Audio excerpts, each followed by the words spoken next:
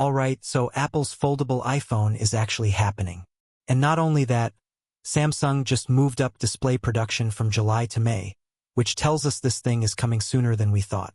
We're talking September 2026 launch alongside the iPhone 18 Pro models. And honestly, the specs and features we're seeing leaked music are absolutely wild. We're talking creaseless displays, liquid metal hinges, a $2,000 starting price, and technology that could finally make foldables mainstream. Let me break down everything we know. First, the display situation. Samsung Music is currently the only supplier Apple has locked down for these foldable screens.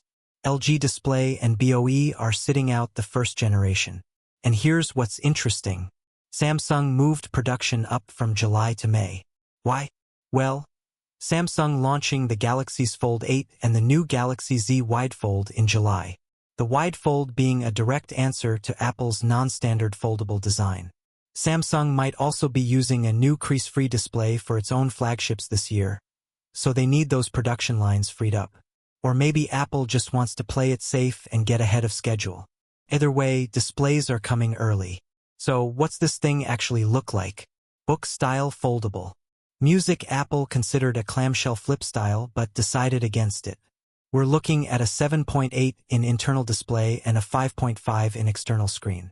That's not as tall and narrow as the Galaxy Z Fold series. It's more similar to the Pixel Fold proportions. And here's the game changer, the crease. It might not be completely gone, but it's significantly reduced. We're talking 0.15 millimeters depth or less with a crease angle under 2.5 degrees. Noticeably better than this Fold 7. Reports say it should be barely noticeable. This crease issue is apparently why Apple delayed the foldable in the first place. For months, rumors said under-disc selfie camera, but Apple changed course. Music, instead, we're getting punch holes on both the internal and external displays for better selfie quality. No dynamic island, no notch, just punch holes. Though Apple may design a dynamic island-like interface around the punch hole for quick interactions and notifications. Interesting compromise. Under the hood, we're getting the A20 Pro chip, the same processor powering music, the iPhone 18 Pro and 18 Pro Max. This is a 2-nanometer chip manufactured by TSMC using gate all-around transistors which cover all 4 sides of the channel that reduces current leakage and improves drive current for faster clock speeds and processing. It's paired with 12 GB of LPDDR5X RAM from Samsung matching the iPhone 17 Pro, 17 Pro Max, 18 Pro, and 18 Pro Max storage options are 256 GB, 512 GB, and 1 TB/TE, and it's getting the N2 networking chip for faster Wi-Fi and better efficiency, plus Apple's custom C2 modem for cellular. No Face ID on this one.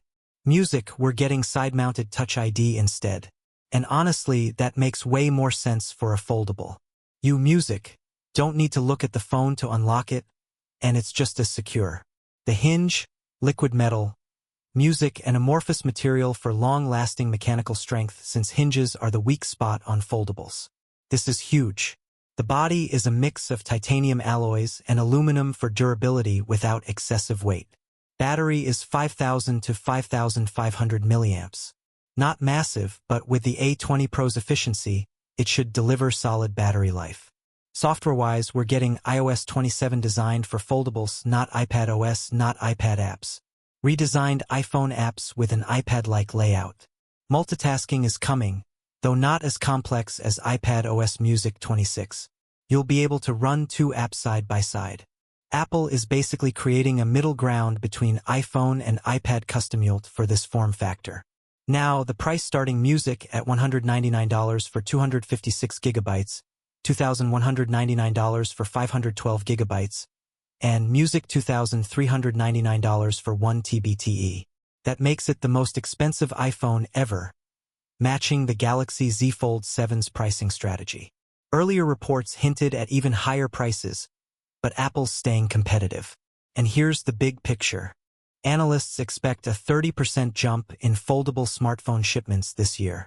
The foldable iPhone could transform this from a niche market to mainstream, just like the Vision Pro tried to do for XR. Though whether it flops like that headset or soars like this Fold 7 remains to be seen. What do you think, is $2,000 worth it for Apple's first foldable? Would you switch from Samsung or Google?